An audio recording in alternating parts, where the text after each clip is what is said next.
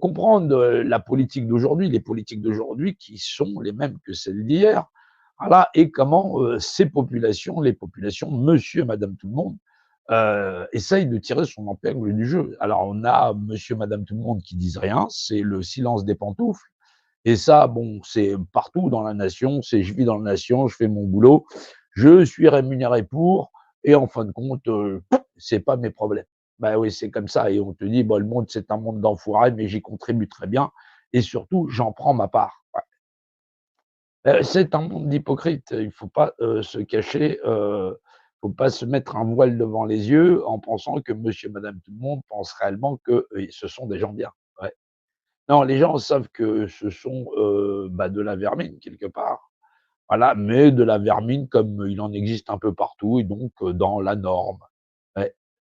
Ouais, non, les gens, cherchent pas à changer la société ou à faire évoluer le monde dans, un concept plus humain. Alors, ce qui est intéressant chez l'homme, c'est, non pas le manque de réflexion, parce que la des réflexions, les gens, ils en ont tout un paquet depuis qu'ils sont tout petits: «Je voudrais devenir pompier, je voudrais devenir ceci, je voudrais devenir policier» et ainsi de suite. Et à quel point l'homme réfléchit, son devenir. Il le réfléchit, c'est propre à l'homme, hein.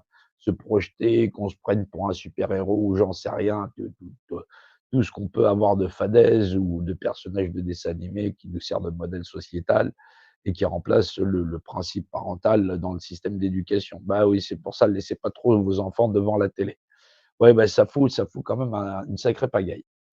Alors on peut, on va regarder, ce que les hommes modernes ont de plus que, ceux qui les ont précédés dans cette société pyramide. Parce que la société pyramide, elle est la norme en Grèce, elle est la norme en Égypte, elle est la norme chez les Babyloniens et chez ceux qui ont créé Babylone, les Sumériens, elle est aussi la norme. Il y a un chef, il y a des chefs, il y a des magistrats, et le reste, et les populations serviles, et tu fermes ta gueule, et puis c'est comme ça que ça se passera bien pour toi.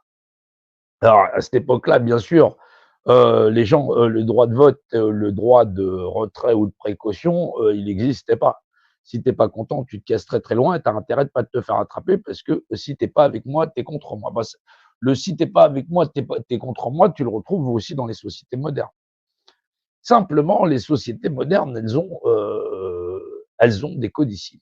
Elles ont des codicilles qui datent de la Révolution française, où tous les êtres humains sur cette planète, dire que c'est le plus ancien, c'est faux, parce que le plus ancien codicile qui stipule que tous les êtres humains, bah, sont propriétaires d'eux-mêmes, voilà, ils ne peuvent pas être mis en esclavage, c'est le Mende Kalikan, et c'est 1212, et ça se passe en Afrique.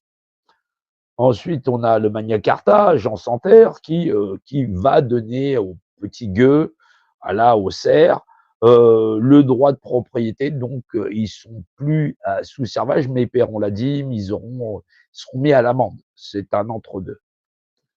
Et donc, on a un système à la fois qui va se réformer, donc, par la Déclaration des droits de l'homme 1789, voilà, en août, et on va donc changer de modèle sociétal où les hommes sont censés comprendre quelque chose.